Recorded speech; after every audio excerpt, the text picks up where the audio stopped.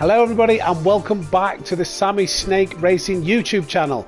Now in today's video I'm going to show you guys how to earn the most amount of credits in the shortest possible time.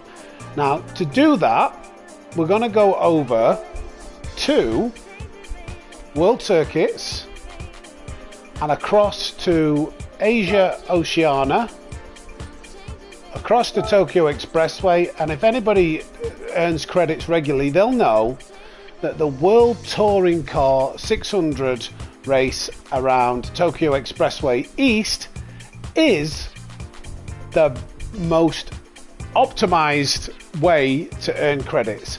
This race is 12 laps around Tokyo Expressway East. The performance points are limited to 600 or less, and it's 550,000 credits if you manage to finish in first place. But if you get a clean race bonus, avoid ramming into any cars, getting penalties, hitting the wall too hard, that can be multiplied up to over 800,000 credits. And this race can be completed with the car we're going to use today and the tune we're going to use today in less than 24 minutes. Now that means this is the best race to earn the most amount of credits. So what I'm going to do, I'm going to give you a race guide. I'm going to jump into a race, show you how to approach it, the strategy, what we need to be careful of. I'll even throw in a lap guide afterwards. After the race is complete, I will show you your braking points and all the markers you need to pay attention to in this car to be able to put a good lap in and shorten the period of time it takes to complete the race and earn those credits as fast as possible. So we're in the Cappuccino 91 and it's an engine swap tune. So the first thing what I'll do, I'll just show you where that is. So in this car, unfortunately for this you do need to be level 50 collectors, so you need to make sure you've reached level 50 to have this tune. And you'll see at the bottom engine swap there, install that, make sure you've got this installed. I'll show you the full tune after the race, but first I'm going to jump in to this race, show you how to approach it, the strategy, and then at the end I will share the full tune. Okay, so here we go. Right, you'll notice we've got fuel map up. So for this race and this strategy we're going to be messing around with the fuel map quite a bit. Well, not a lot, but basically down this home straight we're going to be in fuel map 1, and then at the end of this straight we're going to go to fuel map 5, and we're going to keep it in fuel map 5 until we get back to that straight again. You'll notice we're on the racing medium tyres. Now the track is damp, but there is enough grip on this drying line to be able to get away with driving on racing tyres. So you just have to be cautious and make sure you stay on this racing line, which you can see is a slightly different shade of colour on the tarmac. That indicates that's where the drying line is, that's where the most grip is, so make sure you stay on that as much as you can for these first opening laps. Nice and cautious, nice and smooth, easy with the throttle inputs, and you can see there's plenty of grip there.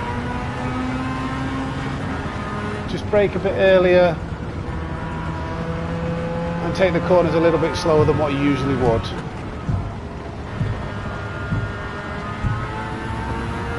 There is an alternative strategy that you can do if you don't like using racing tyres. You can go for sport soft tyres and use the same strategy as this, but the tyre life will last longer and going onto the wet won't be as dangerous, because sports tyres are actually okay in wet conditions as opposed to the racing tyres, which are slicks. If you get onto the really wet stuff there's like next to no grip. So you can see we're staying on the driving line, we wait till we're in a straight line, and then we get in fuel map 1. So there's a couple of reasons why we're doing that with the fuel map.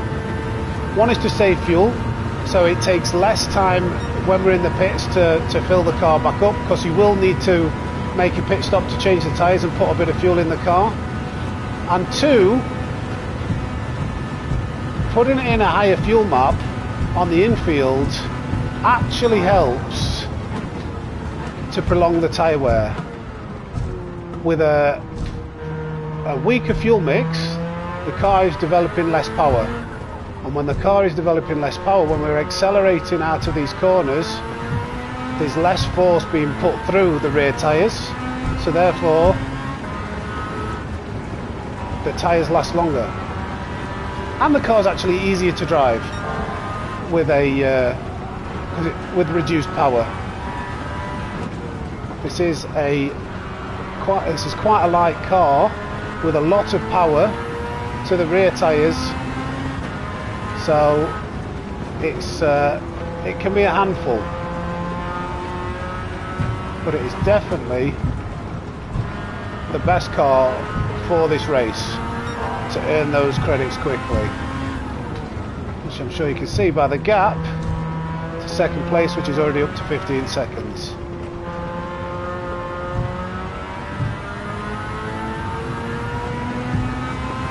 There we go, the track should start to dry out now,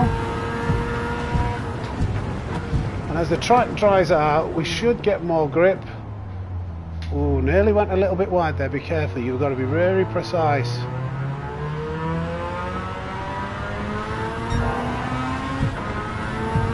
With these racing lines. The other thing that we do with this, we put it to put the brake balance all the way to the front to try and preserve the tyres more as well.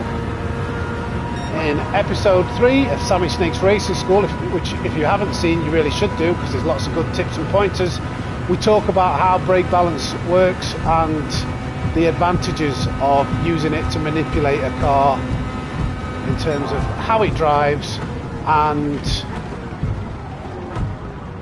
prolonging tyre wear. Okay, so nice and smooth. No need to break any records. We want to be going really till lap 6, maybe lap 7, depending on how bad the tyres look, before we make a pit stop. The second half of the race is pretty much dry, so what you've got to consider, even though the car will be lighter, so therefore that helps with tyre wear, because the track is drier and we'll be able to go fast around the corners, it can actually be worse for the tyres, because you're going faster, the tyres are working harder, so the tyres can wear even more. So just got to consider that. Lap 6 or 7 is good enough though, because on these first few opening laps, because we're taking it slower, the tyres don't wear as much. Oh, I didn't get it into fuel map on quick enough there, might lose a little bit down the straight.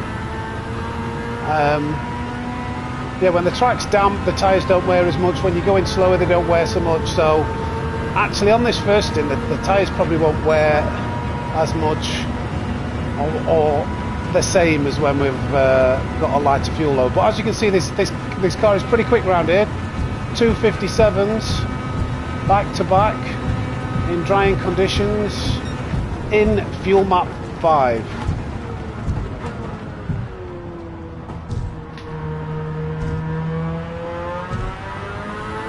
Which, if we put a decent run together, is more than capable of completing this race in under 24 minutes. That's without any wall riding, any cheating, just a good car, a good tune and a decent drive without any major mistakes. And it's smooth, it's comfortable enough, it's easy enough to drive with this tune and with this fuel map, to be able to keep it on the track and avoid hitting the wall and ruining the chances of getting your clean race bonus.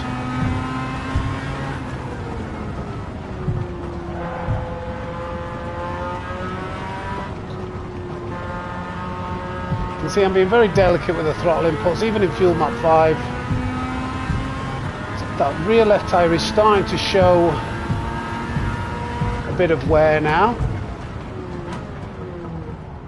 So we're going to have to taper off the speed. We'll probably lose a bit of pace because of that.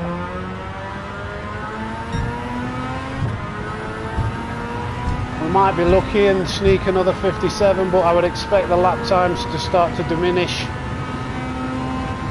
from here on out.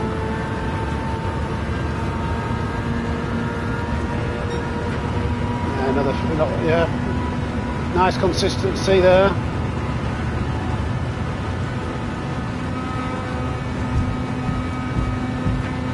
So here we go, into fuel map 5.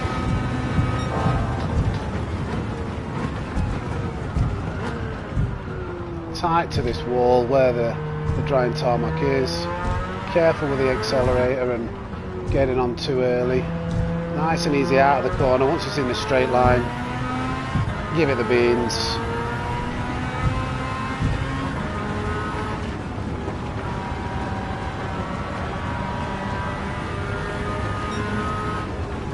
But yeah, the lap times are going to diminish now because we're going to take it a little bit slower, a little bit steady.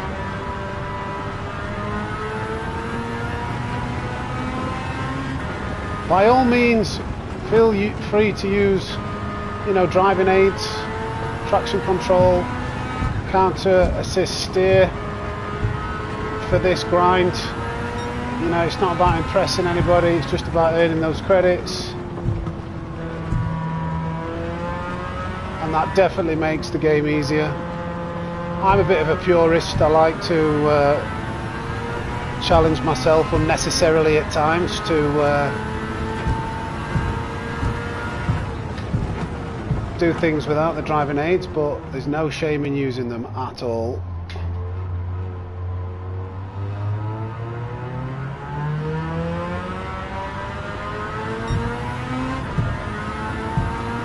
"52 seconds to Gallo behind."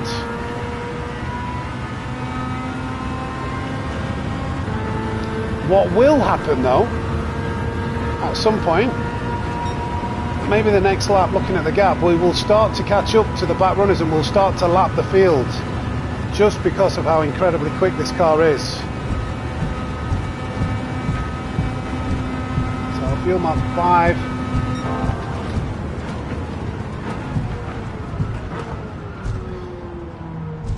Nice and smooth now. We're starting to get to the Larry stage of the tyre wear.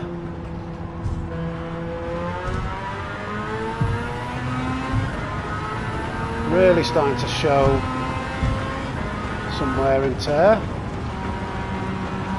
If you wanted, you could go fuel map 6, which would prolong the tyre a little bit better. I find that fuel map 5 is just about right for me, but you may want to reduce that wear and tear a little bit more for yourself.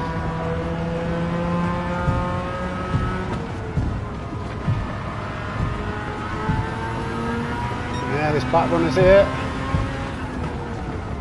Got to be careful now. I want to overtake this car at the right point, not meet it on the apex, so hang back a little bit and then wait for a point you can get down. Oh no, wow, that's the AI for you. I nearly squeezed us into the wall.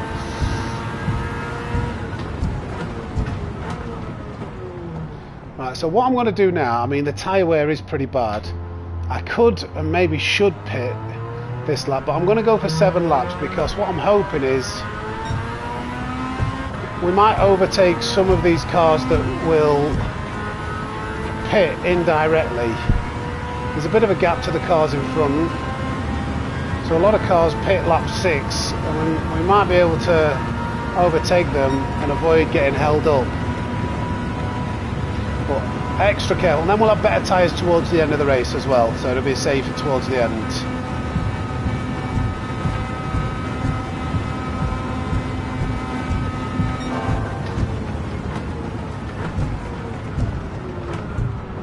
So extra careful now. That tyre is on its last legs. Very smooth. This will be a slower lap, but I'm banking on the end of the race having some better tyres. So I just need to baby it around really for this last lap. Really ultra smooth, ultra smooth as we are coming up to a back runner.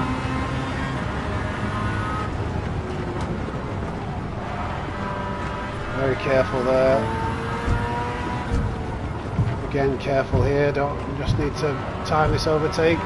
So that's cost us a bit of time, but never mind. Very careful on these right-handers with this tyre, where it is. May have been better to do another lap, but hey ho. So I'd probably pit lap 6 with a bit of hindsight, but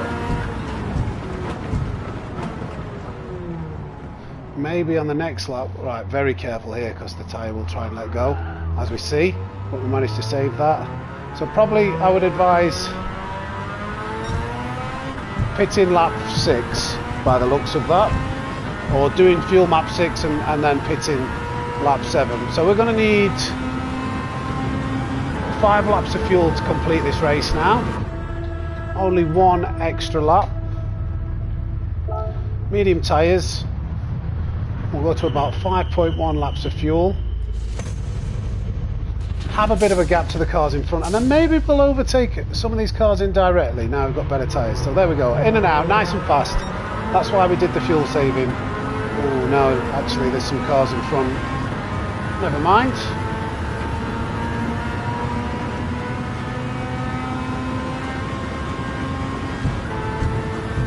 Let's see if we can get lucky with where we meet these cars. So we're coming out of the pit slower to that first corner. We should be able to brake a bit later, which we did. We're going to dive down the inside. We're going to send it here. There we go.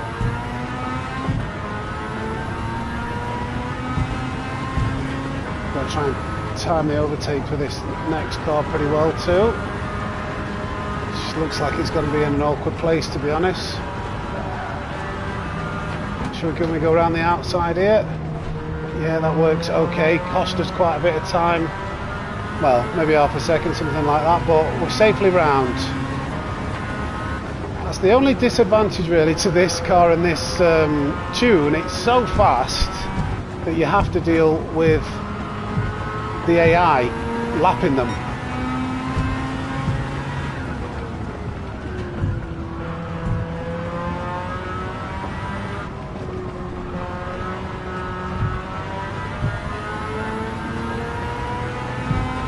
Cockabun's gone to the pits. Will many others go? I'm not sure.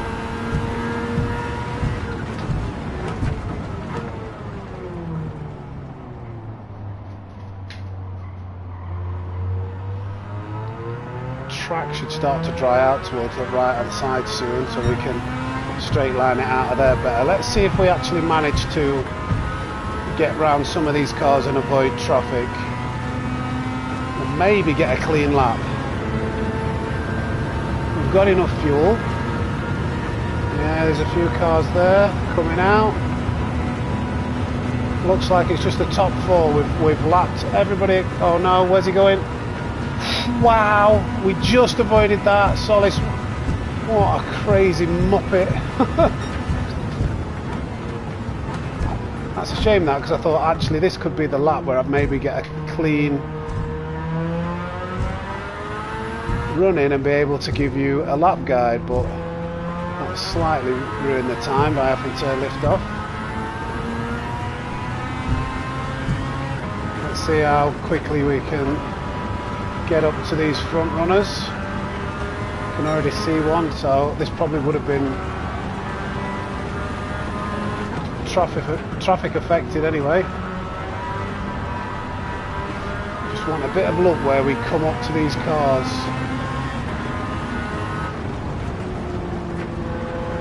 We've dived down the inside here. Brake early because we're coming in narrow.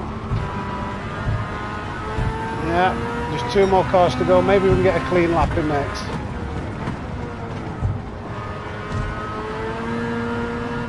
In the wrong gear there.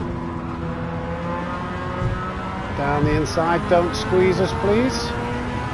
Right, okay.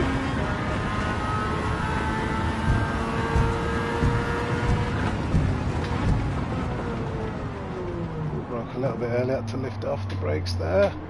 Could get some slipstream down here from Sassuolo. I was a bit eager with the fuel map there, wasn't I? So even with traffic, we were purple there. I'm not sure whether that exit was better or worse. Hopefully we can get past P1, which is Gallo, for turn 1. We're going to get some slipstream. Got to be careful though. Don't know where he's going to go under blue flags. He's going to the left. I was going to go to the left. Right, that's fine. Fuel map 5. Brake a little bit earlier there because we did get some slipstream assisting us. If you're still here watching the video and you're finding the content entertaining, please do me a favour and make sure you like the video and subscribe to the channel. We're on our way to 1,000 subscribers and any help is very much appreciated. Now let's get back to the race.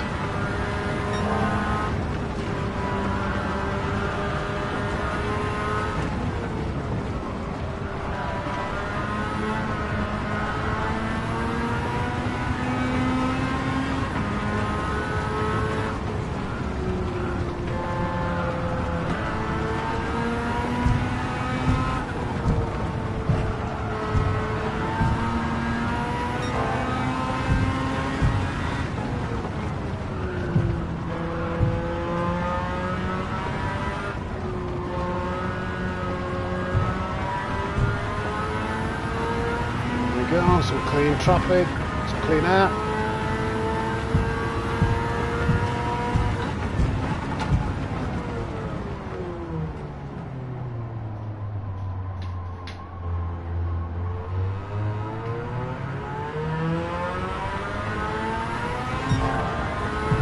Right, there we go. That will be, I did go a little bit quiet there because I thought, right, that'll be the lap guide lap while there's no traffic and the tyres are okay. And as you can see, 55.2, it's pretty decent around here. I'm sure you could dip into the 54s comfortably, nailing a lap, maybe more, getting it right. So let's just play it safe now and coast home.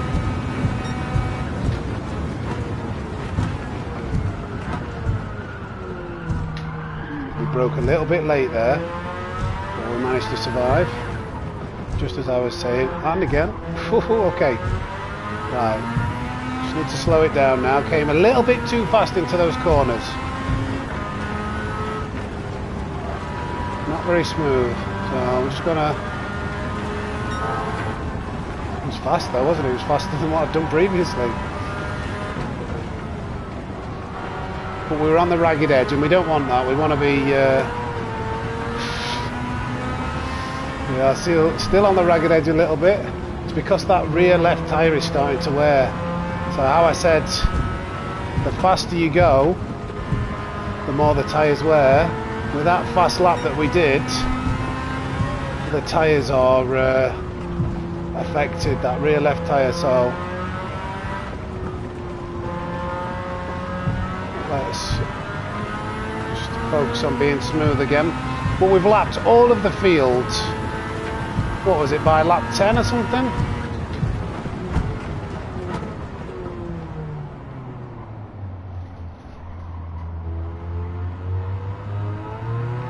There we go.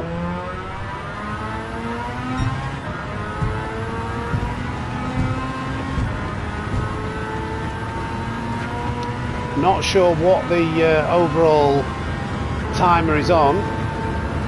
because my big face is there covering it up, but we've got just enough fuel. It's another 56.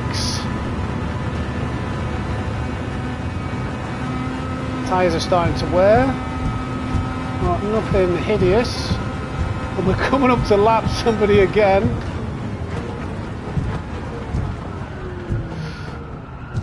As we came in a little bit too hot again. The car, I know what it is actually. The car, because the car's getting a lot lighter, it's going faster down that straight. So just be aware of that. As the car gets lighter, it goes faster. So you may have to brake a little bit earlier into that final corner towards the end of the race.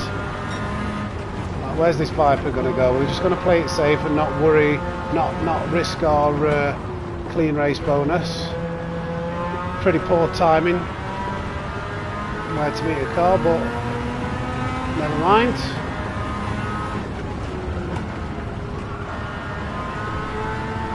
Might get to lap another one, to be honest, looking at this.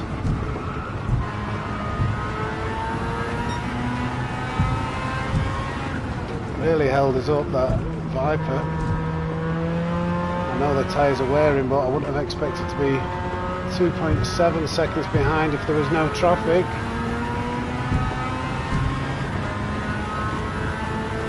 There we go. Final lap, final corner. A little bit deep, but we can, just means we can turn it round and rotate it better off, and we're going to get to lap the Jaguar.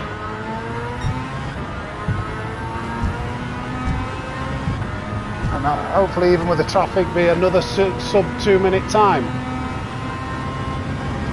As we come up to the line, let's see what that is.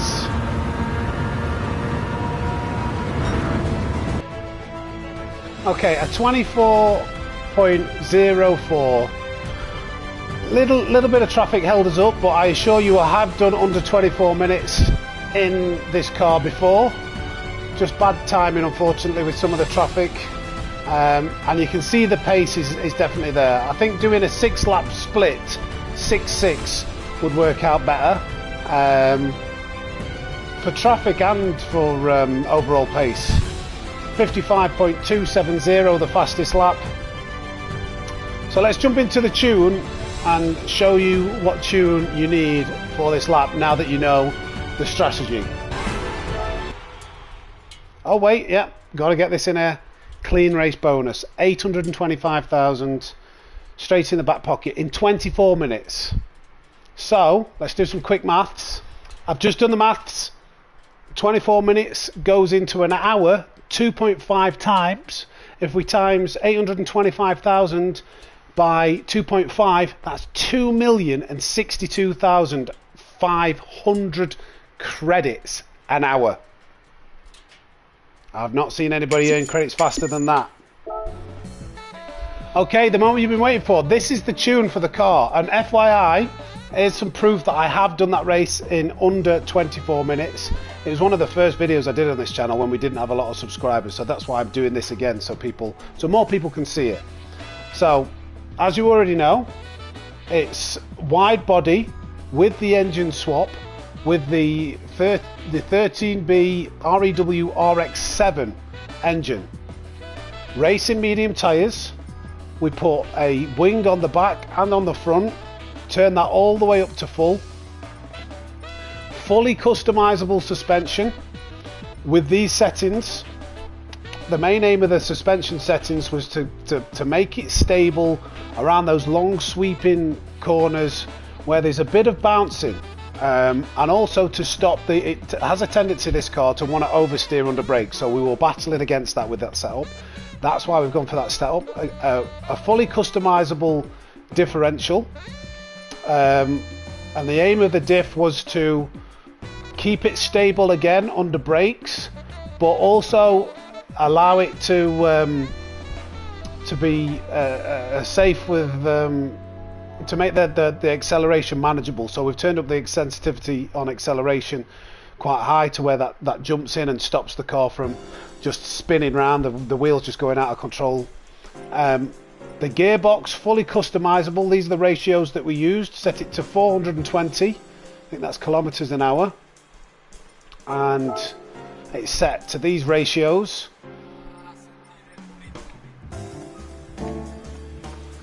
You're not allowed nitrous or NOS. There's no ballast. Power, full, and restrictor for 100%. Ultra high turbo, no anti-lag, as that consumes fuel more and can make it a little bit more of a handful with the rear tyres spinning up.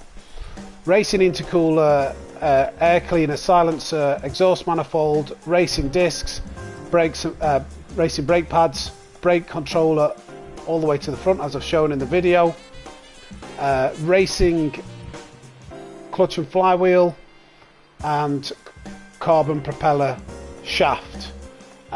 Basically everything on the car installed, as well as weight reduction and increased body rigidity. And actually you'll see this is only 586.25 performance points, so this car is crazy. It still has 14 points to play with. You could maybe get more by turning the downforce down. I think that increases it slightly, but then you lose stability, you lose reliability of the vehicle. So I'm just gonna jump into a lap guide and show you where to brake and what you need to know to get pace around this track. I think it was lap 9 or 10 we did that 55, so we'll jump into that and show you a lap guide to give you a little bit more insight. Thank you, Sammy, you big bold beauty. I'll take it from here. Right, as we're coming down the straight, on this lap we actually get a bit of slipstream, so we're going to brake earlier than usual. But what we're looking for is this yellow concrete just here. That is usually our braking marker. We want to brake just on that or just before. Bring it down to around 70 to 75 mile an hour, nice and tight to this apex in second gear, exit, and then just as you see that lamppost there, as soon as you get past that, brake again, down to again 70 to 75 mile an hour, exit in second gear and get a nice good exit down this road.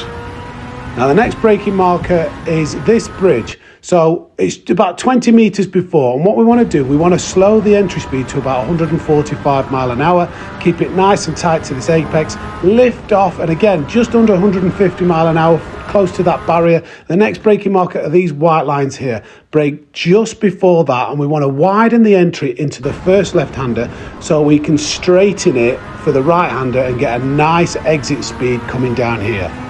There's a lot of time in that corner when you get that just right. Now our next braking marker, I've had to change the contrast so you can see it better. It's the shadow just here. We want to brake right around there, just before it, and bring it down to around 140 mile an hour. We get that a little bit wrong really. We can go fast around there. Then dab on the brakes to get it down to 130 mile an hour and get a good exit speed again down here. Now our next braking marker is on the 100-yard marker, or just before. You can see the braking just going in. Down to 100 mile an hour, close to that apex. Dab on the brakes as soon as you straighten it up, and down to just under 105, and again on the gas. This lap is all about carrying speed through those sweeping corners.